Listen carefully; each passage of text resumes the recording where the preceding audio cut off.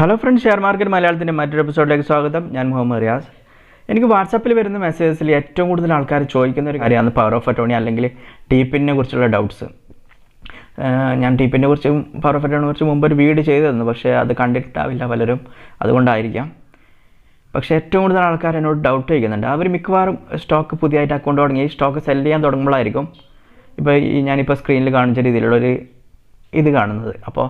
അപ്പോഴാണ് അവർക്ക് ഇങ്ങനെ ഒരു ഡൗട്ട് വരുന്നത് തന്നെ. സ്റ്റോക്ക് വാങ്ങിയിട്ട് ഡെലിവറിയിൽ വാങ്ങിയ ശേഷം സെല്ല് ചെയ്യുന്ന സമയത്തായിരിക്കും ഇത് കാണുന്നത്. അപ്പോഴായിരിക്കും അവർ കോൺടാക്ട് ചെയ്യുന്നത്. പിന്നെ അതിനു മുമ്പ് ഒരു കാര്യം, നമ്മുടെ വീഡിയോ ഇപ്പോൾ മൊബൈൽ കാണുന്നവർ വീഡിയോ ഫുൾ സ്ക്രീനിൽ തന്നെ കാണാൻ ശ്രമിക്കുക. ഞാൻ ഇത് വീഡിയോ പോർട്രേറ്റ് മോഡിലാണ് റെക്കോർഡ് ചെയ്തത്, അതുകൊണ്ട് തന്നെ ഫുൾ സ്ക്രീനിൽ കണ്ടാലേ ടെക്സ്റ്റുകൾ വലുതായിട്ട് കാണാൻ പറ്റൂ. പിന്നെ ചാനൽ സബ്സ്ക്രൈബ് ചെയ്യാത്തവരാണെങ്കിൽ ഇപ്പോൾ തന്നെ സബ്സ്ക്രൈബ് ചെയ്യുക. എന്തെങ്കിലും ഡൗട്ട്സ് ഉണ്ടെങ്കിൽ താഴെ കമൻറ്റിൽ ചോദിക്കുക. എൻ്റെ വാട്സാപ്പ് നമ്പറും കൂടിയുണ്ട് ഡിസ്ക്രിപ്ഷനിൽ, അതിലും കോൺടാക്റ്റ് ചെയ്യാവുന്നതാണ്. അതുകൂടാതെ Upstox, Zerodha, Angel broking fires ഇതിലേതെങ്കിലും ഒരു ഡിമാറ്റ് അക്കൗണ്ട് എടുക്കാൻ താല്പര്യമുള്ളവർക്ക് താഴെ ഡിസ്ക്രിപ്ഷനിൽ ഞാൻ ലിങ്ക് കൊടുത്തിട്ടുണ്ട്. നിങ്ങൾക്ക് ആ ലിങ്ക് വഴി അക്കൗണ്ട് ഓപ്പൺ ചെയ്യാവുന്നതാണ്. ഓക്കെ, അപ്പോൾ നമുക്ക് വീഡിയോയിലേക്ക് കിടക്കാം.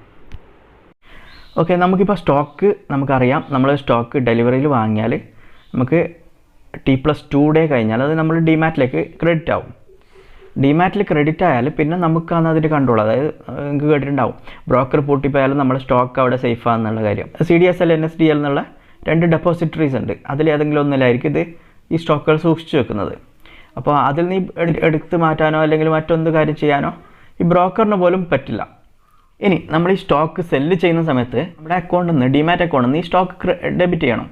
അപ്പോൾ അതിന് ഈ ബ്രോക്കറിന് നമ്മൾ കൊടുക്കുന്ന പെർമിഷനാണ് പവർ ഓഫ് അറ്റോർണി കൊണ്ട് ഉദ്ദേശിക്കുന്നത്. അല്ലെങ്കിൽ പവർ ഓഫ് അറ്റോർണി, DIS അല്ലെങ്കിൽ TPIN, ഈ 3 ഓപ്ഷൻസ് ഉണ്ട് നമുക്ക്. ഡെലിവറി ഇൻസ്ട്രക്ഷൻ സ്ലിപ്പ് അല്ലെങ്കിൽ DIS എന്നുള്ള ഓപ്ഷൻ ഇപ്പോൾ ആരും അധികം ഉപയോഗിക്കാറില്ല. കാരണം ഇപ്പോൾ എല്ലാവരും അറിയാം നിങ്ങൾക്ക്, നമ്മളിപ്പോൾ ഓൺലൈനായിട്ടാണ് ട്രേഡ് ചെയ്യുന്നത്, സ്റ്റോക്കുകൾ വാങ്ങുന്നത് വിൽക്കുന്നത്. അപ്പോൾ പിന്നെ ആരും DIS എന്നുള്ളത് ഡെലിവറി ഇൻസ്ട്രക്ഷൻ സ്ലിപ്പ്, ആ സ്ലിപ്പിൽ ഫില്ല് ചെയ്തിട്ട് സൈൻ ഇട്ടിട്ട് കൊടുക്കുന്നതാണ്.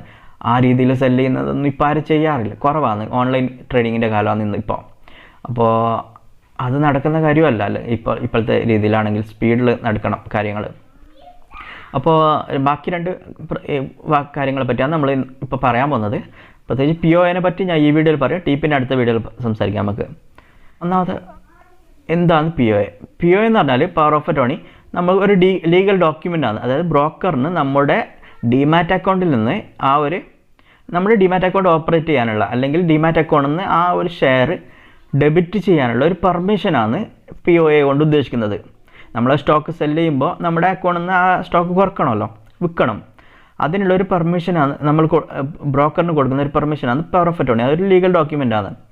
അപ്പോൾ അവർക്ക് അതിനുള്ള അവകാശം കിട്ടി, അത്രയേ ഉള്ളൂ power of attorney. Power of attorney നിർബന്ധമാണോ ചോദിച്ചാൽ നിർബന്ധമല്ല.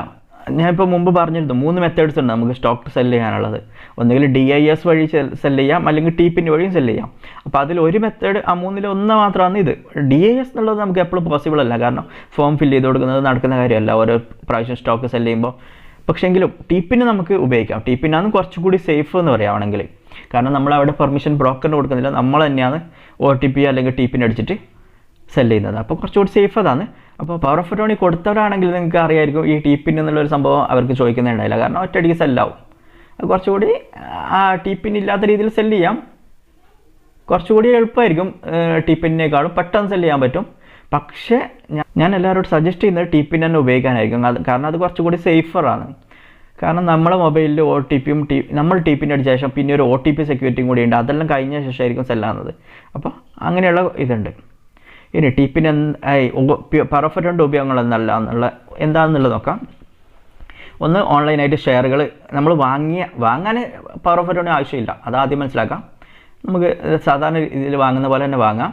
പക്ഷേ സെല്ല് ചെയ്യുമ്പോഴാണ് ഇത് ആവശ്യം വരുന്നത്. അതായത് പ്രത്യേകിച്ച് ഓൺലൈനായിട്ട് നമ്മൾ സ്റ്റോക്ക് സെല്ല് ചെയ്യുമ്പോൾ ഈ പവർ ഓഫ് അറ്റോർണി ആവശ്യം വരും. അപ്പോൾ സെല്ല് ചെയ്യുന്ന സമയത്ത് നമുക്ക് ഈ പവർ ഓഫ് അറ്റോർണി ആവശ്യമുണ്ട്. പിന്നെ അതായത് നമ്മുടെ ഡിമാറ്റിൽ നിന്ന് നമ്മുടെ ഷെയർസ് ഡെബിറ്റ് ചെയ്യാൻ വേണ്ടിയിട്ട്. പിന്നെ ഇതിൽ പ്രത്യേകിച്ച് പറയാനുള്ളത് ഇൻട്രാഡേ ട്രേഡ് ചെയ്യാനോ ഫ്യൂച്ചറിന് ഓപ്ഷൻസ് ട്രേഡ് ചെയ്യാനോ ഈ പവർ ഓഫ് അറ്റോർണി ആവശ്യമില്ല. ഒന്നാമത് ഇങ്ങനെയുള്ള ട്രേഡ്സ് മാത്രം ചെയ്യുന്നവരാണെങ്കിൽ പവർ ഓഫ് അറ്റോർണിയുടെ ആവശ്യമില്ല. TPINനും ആവശ്യമില്ല അവർക്ക്. പിന്നെ ഞാൻ പറഞ്ഞു, സ്റ്റോക്കുകൾ ബൈ ചെയ്യാനും പവർ ഓഫ് അറ്റോർണി ആവശ്യമില്ല. സെല്ല് ചെയ്യുന്ന സമയത്താണ് ആവശ്യം. അതായത് അതും നമ്മുടെ ഡിമാറ്റിൽ വന്ന ശേഷം സെല്ല് ചെയ്യുന്ന സ്റ്റോക്കുകൾക്ക് മാത്രമാണ് പവർ ഓഫ് അറ്റോർണി ആവശ്യം വരുന്നുള്ളത്. പവർ ഓഫ് അറ്റോർണി അല്ലെങ്കിൽ TPIN ആവശ്യം വരുന്നുള്ളത്. ഇനി ഞാൻ പറഞ്ഞു മറ്റ് മെത്തേഡ്സ് എന്തെല്ലാമെന്നുള്ളത്. DAS ഉണ്ട്. പിന്നെ അതിന് ശേഷം വന്നതാണ് DAS, ഒരു OTP വെച്ചിട്ടുള്ള ഒരു മെത്തേഡായിരുന്നു. പക്ഷേ അതിപ്പോൾ ഇല്ല. TPIN വന്ന ശേഷം ഇപ്പോൾ നമുക്കുള്ള മെത്തേഡ്സ് TPIN-ഉം DAS-ഉം ആണ്.